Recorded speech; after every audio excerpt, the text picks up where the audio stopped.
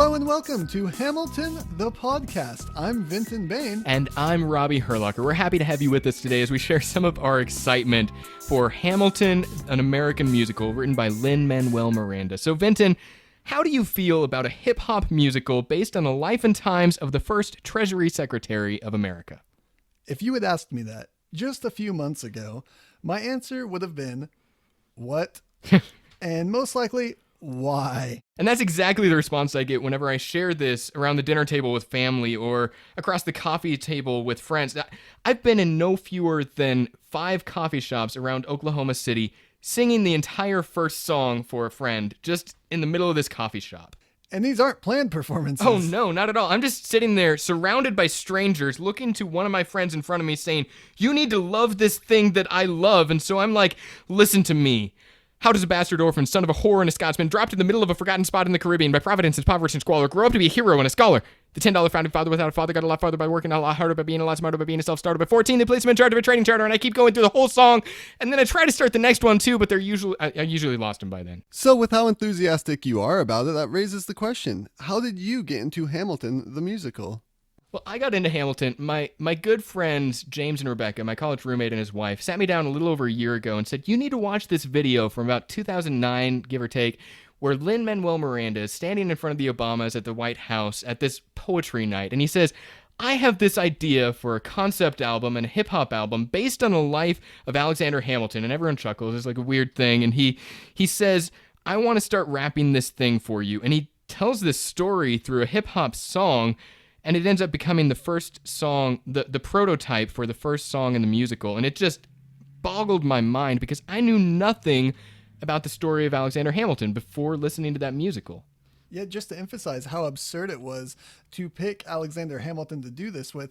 When he mentions it at the White House, like you said, people start laughing when he says it. And then he does the part of the musical and they're all getting into it, the beat, they start clapping along. Mm-hmm. But then it comes to the part where the music stops and he goes, I am Alexander Hamilton. Yeah. And they all break out laughing. Like, this is so absurd and so ridiculous. Why are you picking this person to write about in a musical?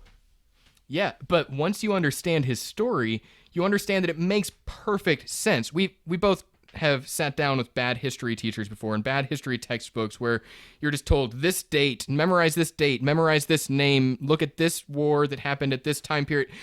Memorization is not a good way to learn history, no.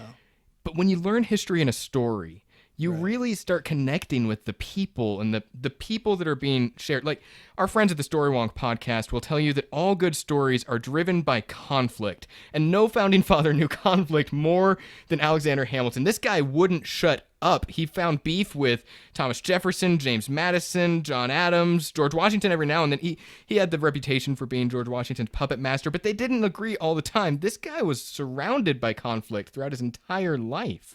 Right. And so it's a true underdog story. He came from adversity and problems before he even reached America. And then he gets to America and has to try to work his way up this political ladder to become somebody, to do something with his life, and finds adversity. He finds enemies. He makes enemies even out of his own best friends. And the whole time he just keeps heaping problems on you. The whole time you feel like he's this underdog that you're rooting for throughout the whole musical. Left and right, things keep happening to him. And all the way leads up to, spoilers, him being in a duel where he gets shot. And even then you feel like he's this underdog trying to overcome something. And finally you think he might have overcome it when he gets shot and he knows what was going to happen. He wrote it in his journals. But then after he gets shot and he's killed, he's defamed by his enemies and they start making up things about him and trying to put these labels on him and these things that weren't necessarily true. And his wife the whole time is having to fight for his identity, saying if they only knew Hamilton the way I knew him, if they only knew my Hamilton, the truth about the situation, she's having to fight for that and have to have a biography written about him from his letters and from his family, trying to put all this together so that we can know who he is. And it goes all the way up to modern day where we've slowly forgotten him, even from the fight that his wife put in so that we would know him. We slowly forgot him again. We might teach about him in high school classes. We might know a little bit here and there. And obviously there's scholars who write about him and scholars who read about him. But for the main everyday American, we don't know too much about him. Yeah, America forgot him. America did forget him. And so then you come all the way up to now and you get a book written by Chernow who writes this beautiful biography about Hamilton. And that does entice a few people, the type of people who would read a political biography, which is probably in the minority. I don't know the exact percentages, but it's not going to be a lot of people. And then you have Lin-Manuel come up and read this biography by chance on a plane, decide this has to be a musical. Someone already wrote this. And no, it wasn't. So he decides he's going to do it, but from today's voice, a hip hop voice, bringing in a whole new culture that completely mirrors the adversity and the passion from that story in a hip hop musical. And then it brings it forth to a new generation. You start seeing these things on YouTube, on NPR, on late shows, and it brings it to a whole diverse group of people that even you may be more political than I am, but I'm not very political. I would not have heard of this had it not been for Lin-Manuel's musical. Absolutely. I wouldn't have even picked up on this. You mentioned his wife was defending his legacy after he died. I think it's really interesting to lean into that because in a big way, Lin-Manuel Miranda's musical is a climax of what his wife started, trying to defend his legacy. Throughout his whole life, like you said, he has these political enemies that are attacking him left and right. And once he dies, when most people die, the polite thing to do is to say something nice about the person. Right. Even if they were jerks, at the funeral, you're going to say, this person was kind, he did something. You're going to find something to lie about. You can say he had good style sense or something, if you have to stretch for it. But when Alexander Hamilton died, this is a guy who his political enemies could hardly hold a match to him while he was living. But once he died, it was open season on Hamilton's reputation. Right, so this musical is a continuation of the defense of his legacy. And on that note, let's go ahead and jump into this first track, which is an introduction and a summary to his life. Yeah, it's kind of a prologue. All of the first song happens before Alexander Hamilton really steps foot on American soil. Right. So each of the cast members come forward. Most of them are dressed in white at the beginning because they're not actually in their outfits that they're wearing for the rest of the musical, but they come forward to the front of the stage, and Aaron Burr is the one that begins this musical and starts it off. Right, and you'll see that throughout the whole musical. It almost appears that Aaron Burr is our main character. Yeah, he's a narrator for sure. Like at each of the key moments in this story, you hear this theme: the how does a bastard orphan son of a whore, or later on, like how does a ragtag volunteer army in need of a shower somehow defeat a global superpower?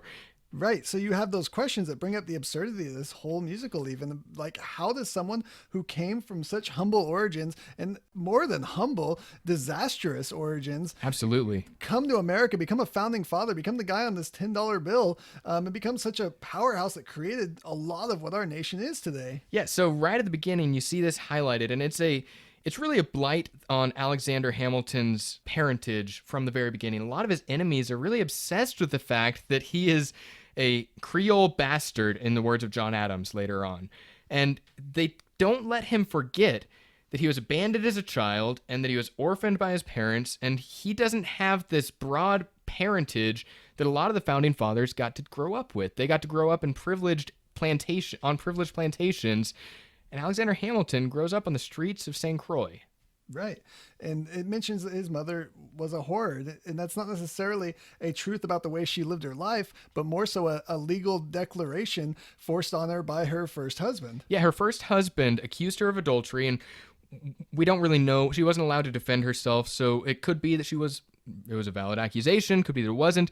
Regardless, she spent 3 to 6 months imprisoned for this charge of adultery because her first husband had a case against her, took her to court. She couldn't defend herself. She was locked up for 6 months. And to show a little bit of his own naivete, he expected her to come back happy and reformed and come back to the marriage excited to be a perfectly submissive wife. And he was wrong. Absolutely. So eventually Rachel Hamilton leaves that island, runs away to another island in the Caribbean islands, and she meets this guy named James Hamilton. Alexander Hamilton's the son of a Scotsman. James Hamilton, his father, was the fourth son of a Scottish family, and he was pretty poor in general. His family was rich. His oldest brother was rich. His older brothers were rich, but he was kind of poor. So James Hamilton, Alexander Hamilton's father, was notoriously in debt. He often was a part of these bad business ventures. He was unable to sustain his family, to support his family. When Rachel joins up with him, they actually have 2 sons together. James Hamilton has James Jr. and Alexander. And you don't ever get to see James Hamilton Jr. in this particular musical because he never actually played a part in Alexander Hamilton's life. They were kids together and they grew up as teenagers, But if you fast forward until close to his dying days, Alexander Hamilton never reconnected with his brother until he was already as advanced as he would get in age. So there actually is some questions about his father, because then he went to live with someone else who bared a resemblance of him. Yeah, that's true. So after his father split and left Hamilton alone, and his mother died, this other person came in and volunteered to adopt Alexander Hamilton, but refused to take James Hamilton in.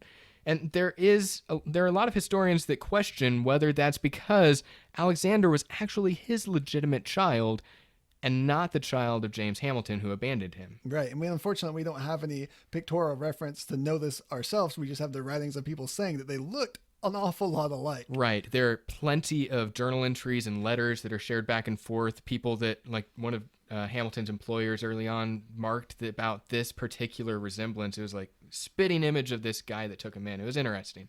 So all throughout his life, he has to deal with these really personal attacks about being the son of a whore, being the son of this Scotsman, or possibly an illegitimate bastard from another marriage in general. So this haunts him throughout the rest of his life. You almost wonder whether he was spurred on by this. Like, a lot of my own memories, I'm like, if someone tells me I can't do it, I'm going to work harder to overcome. Right, which is what you definitely see in Hamilton. The whole point that brings up in this song is that he had to work harder. He had to hear that voice saying, you got to fend for yourself. Absolutely, absolutely. So what else can we get through as we go through these lyrics? As if the problem of parentage wasn't enough, you start to see all these other problems piling in around him during his early childhood and the world that he lived in. The hurricanes, the sickness, the child labor, and the slave trade being strong there, and slaves being mistreated, slaughtered, and carted. Yeah, and here early on, you do see that seed planted in Alexander Hamilton's life,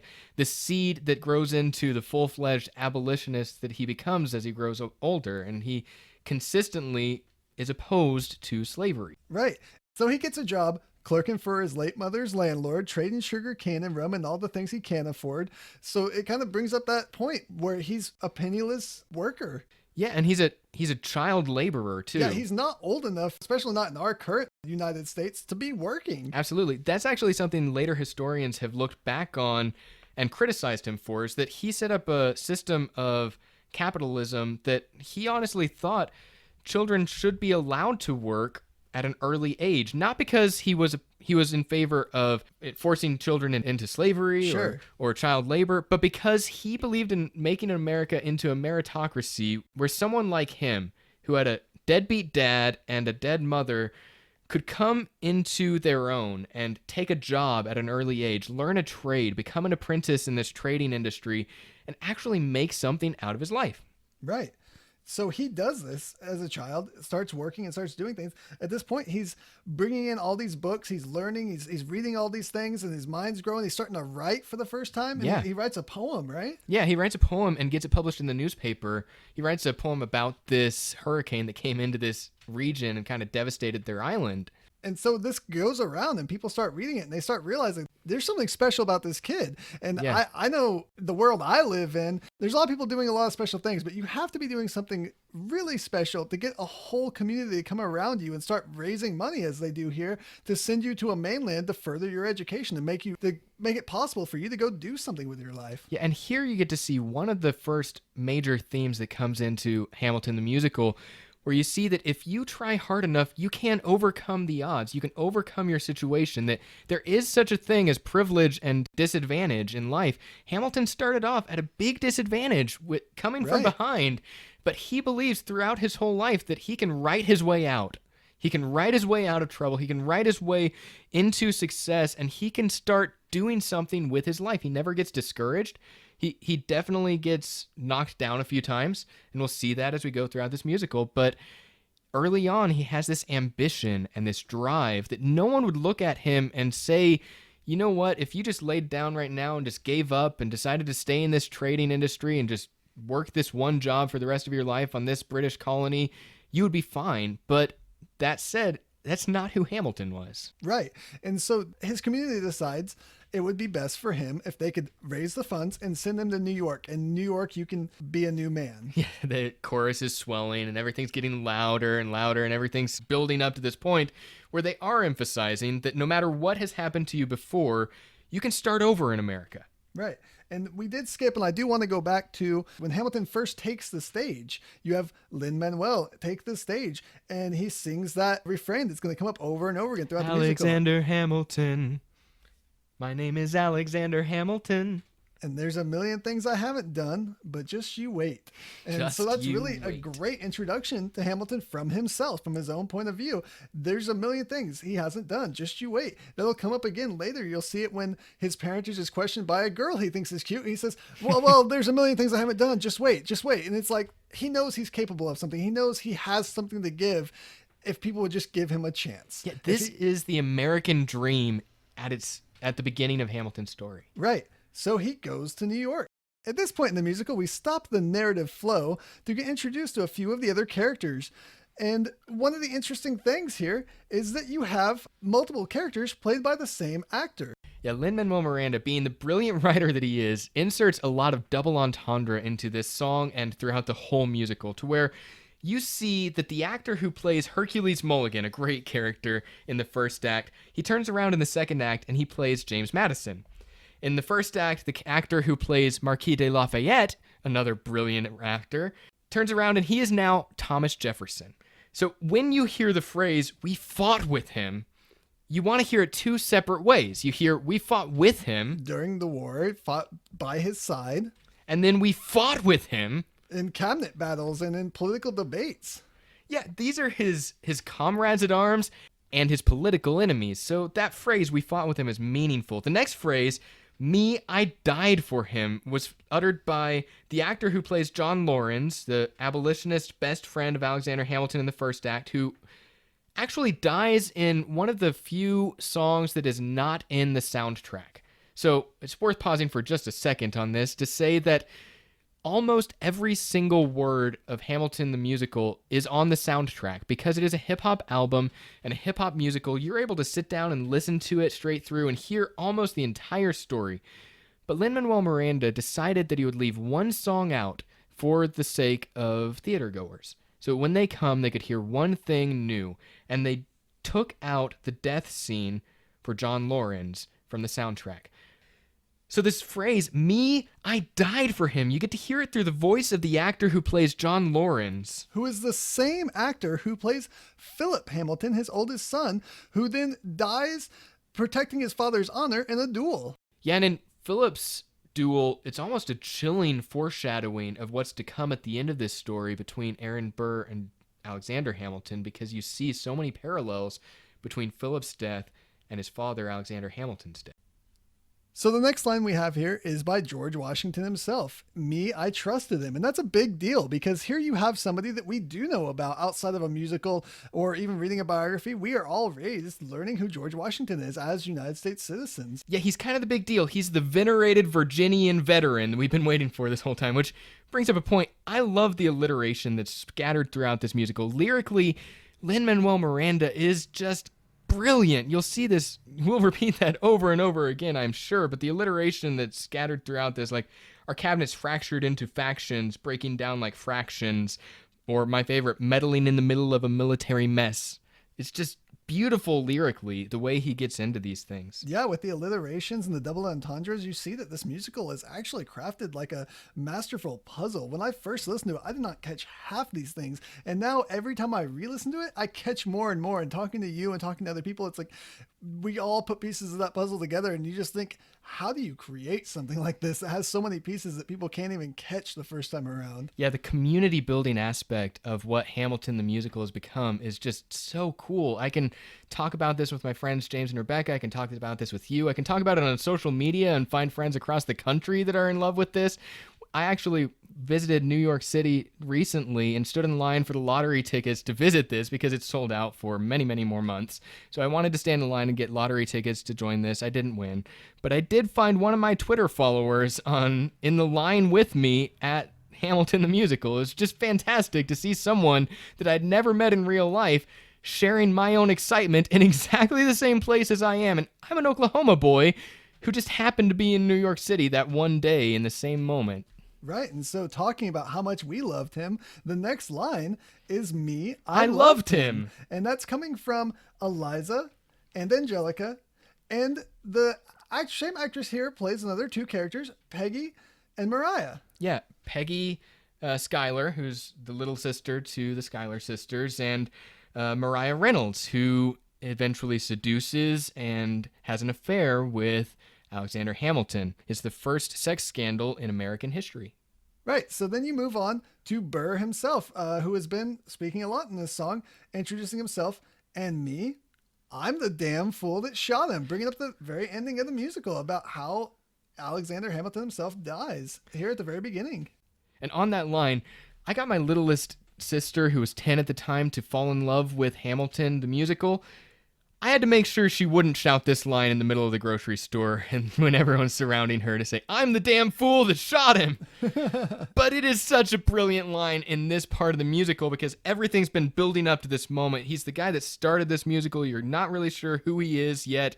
Then he steps forward and you realize this is the guy who's going to end Hamilton's story, so to speak. Yeah. And so then we have that refrain brought up again, except this time it's not spoken by Hamilton, it's spoken by the whole company of the musical. And they say, there's a million things I haven't done, but just you wait. And to me, that's an interesting point, saying that the world here is believing in him, saying, oh man, it's going to be great to see the things you're going to do.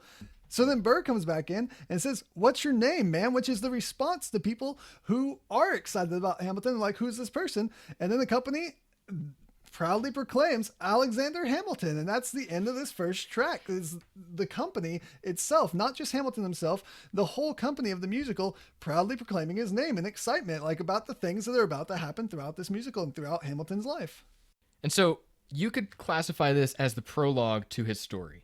But I think there are a lot of elements inside of this particular song that are introduced that are so important to the themes that you'll see throughout everything. You'll see the conflict between Aaron Burr and Alexander Hamilton obviously play out until the end of his life. That's the main conflict that overlaps with this whole story. Aaron Burr and Alexander Hamilton live very, very different lives, and you'll see them in the very next scene sitting in a tavern together, getting to know one another, and you see from the very beginning that Aaron Burr has a very different philosophy in life than Alexander Hamilton does. Hamilton's philosophy is, no matter what happens to me, I am going to push forward, I'm going to make something, and I am going to write my way out of hell. Aaron Burr has a very different philosophy, and I think we'll dive into some of what that is next week. Yep, next week, 1776, New York City. We're going to have Hamilton meeting Burr. As of right now, we're not actually sure how many songs we're going to be covering with each episode. Most likely more than one. There might be a few songs where we have to take an all episode, like this introduction one, but we can't necessarily do one per episode. That's going to take a whole year. We want it to go a little faster than that, cover a little more ground. So we'll see how this thing plays out. Yeah, the point of this podcast has been to share a lot of our own excitement with you. We hope that some of you will go back and read the Ron Chernow biography or listen to the whole musical for the first time, or you'll just maybe hear about this guy from a fresh perspective. Or you'll travel to New York and get to see the musical. Or maybe by the point in time that you're listening to this, it will be traveling itself and yes, you'll get to see it in your own hometown. Or perhaps, as we're all hoping, it'll get recorded and then we can watch it in our own homes with our friends and have watching parties. Yeah, but if you are able to listen to this podcast and feel a little more interest in this first Treasury Secretary of the United States of America, we think that we'll have done our job. So thanks again for listening. If you'd like to jump in the conversation with us, we're both on Twitter. I'm at FleshEater. And I'm at Alpha Knight. We would also like to thank friend of the show, David Newcomb, for recording our wonderful intro and outro music. Until next time, I'm Vinton Bayne. And I'm Robbie Hurlocker. And this has been Hamilton the Podcast. That's cheesy.